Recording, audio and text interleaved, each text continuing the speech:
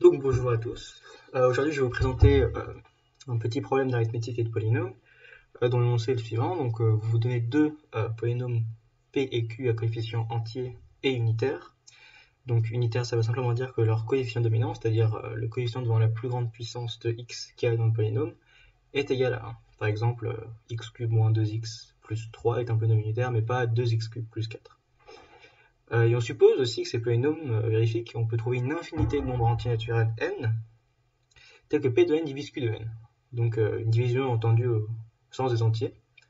Et on aimerait montrer que dans ce cas-là, on a une division plus forte, c'est-à-dire que P divise Q, mais au sens des polynômes. Donc je vous conseille de chercher au moins une dizaine de minutes sur ce problème. Et donc aussi au cours de cette 10 minutes, vous n'avez toujours pas d'idée, je vais vous donner une indication juste avant, mais donc maintenant je vous invite à mettre la pause et à réfléchir.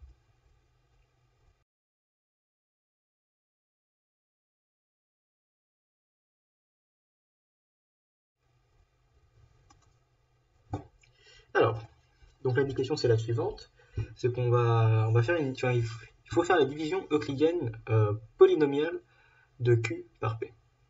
Et voir à partir de là comment est-ce qu'on peut aboutir à une solution ou au moins avancer dans le problème.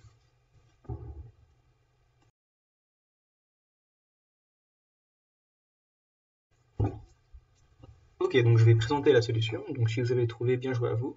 Sinon, donc soit si vous n'avez pas trouvé ou vous êtes intéressé par une trappe qui n'est pas forcément la même que la vôtre, je vais présenter la mienne.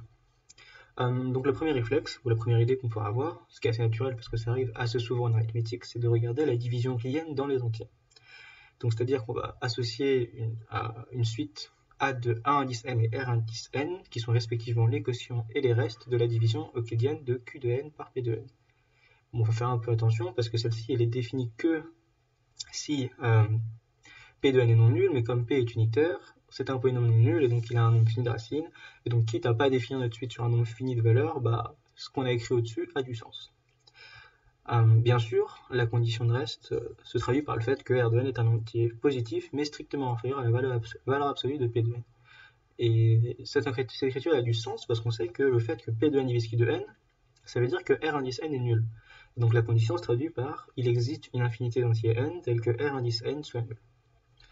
Donc ça c'est plutôt un bon premier pas, mais on voit bien qu'il y a quelque chose qui ne va pas parce qu'on n'a pas utilisé l'hypothèse polynomiale. C'est-à-dire qu'on n'a pas utilisé le fait que Q de n et P de n étaient donc donnés par des relations polynomiales. Donc on se dit qu'on va devoir utiliser un outil un peu plus fin, et l'outil un peu plus fin en question, c'est la division euclidienne dans les polynômes. Donc on va faire une division euclidienne dans les polynômes, c'est-à-dire qu'on va écrire Q de x comme P de x fois A de x plus R de x, où A et R sont des polynômes à coefficient entier. On peut déjà se demander si ça a du sens, parce qu'on sait que l'algorithme de Euclide, il va marcher dans R crochet x, et on peut se demander si on peut le faire marcher dans Z. Essentiellement, ce qui pourrait poser problème, et ce qui pose problème en général, c'est que autant dans R, enfin dans les règles, on peut toujours diviser tant que c'est non nul, autant dans Z, c'est pas le cas, parce que si vous divisez, par exemple, 3 par 2, vous obtenez quelque chose qui n'est plus entier. Donc, dans le cas général, on pourrait juste se donner des polynômes A et R qui sont à coefficient rationnel et qui vérifient la relation au-dessus. Mais dans le cas présent, vu que P est unitaire, en écrivant notre division euclidienne, on remarque qu'on n'a pas besoin de faire de division par autre chose que par 1, et bien sûr, quand vous divisez un entier par 1, ça reste un entier.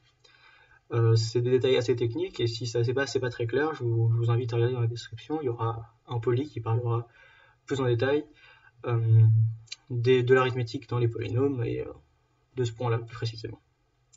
Donc cette fois, le fait que R soit le reste dans les polynômes se traduit par le fait que son degré est strictement inférieur au degré de P. Ici, on a fait la convention que le degré du polynôme nul, c'était moins l'infini. Voilà. Bien sûr, on a notre relation qui est vraie pour tout x, c'est une relation fonctionnelle, donc on peut l'évaluer en petit n, et donc on a Q de n égale P de n fois A de n plus R de n. Et le réflexe, ou la question qu'on peut se poser, c'est quand on compare la relation qu'on avait avant, est-ce qu'on a A de n égale A indice n et R de n égale R indice n. Donc ça, on va voir que c'est pas tout le temps vrai, mais on va quand même pouvoir utiliser les hypothèses de nullité sur R indice n pour en déduire la nullité de certains R de n. Et dans le meilleur des cas, en fait, on arrivera à montrer que R a une infinité de racines et donc que R est le polynôme nul. Donc pour cela, ce qu'il faut remarquer, c'est que l'hypothèse de degré, elle dit que quand R et P vont à l'infini, P va devenir plus grand que R. Donc ça, plus formellement, ça veut dire que vous pouvez vous donner un entier grand N, tel que pour tout entier N plus grand que grand N, vous avez l'inégalité valeur absolue de R de N strictement inférieure à la valeur absolue de P de N. Et donc du coup, vous avez que R de N, ça a une valeur absolue qui est strictement inférieure à P de N, donc qui est le diviseur par lequel vous faites la division euclidienne. Donc là, ça ne nous dit pas exactement que R de N est égal à R indice N, parce qu'il pourrait être négatif par exemple, mais ça nous dit au moins que si R de N était nul, alors R indice N est nul. Non, si R indice N est nul, alors R de N est nul. Donc ça, c'est une application qui est vraie pour tout N assez grand, c'est-à-dire plus grand que notre entier grand N, mais bien sûr, comme on sait qu'il y a une infinité de N qui annule R indice N, et qu'il n'y a qu'un nombre fini d'entiers plus petits que grand N, ça nous dit qu'il existe en fait une infinité de petit n plus grand que grand N qui vérifie R de N égale 0. Et cette infinité d'entiers, elle donne une infinité de racines de grand R. Et bien sûr, le seul polynôme qui vérifie d'avoir une infinité de racines, c'est le polynôme nul lui-même. Donc R est le polynôme nul, et comme dans la division euclidienne des entiers, le fait que le reste soit nul caractérise le fait que P divise Q au sens polynomial, c'est-à-dire que Q est égal A fois P. Donc voilà, donc ça termine la preuve de ce joli exercice. Et donc merci d'avoir écouté.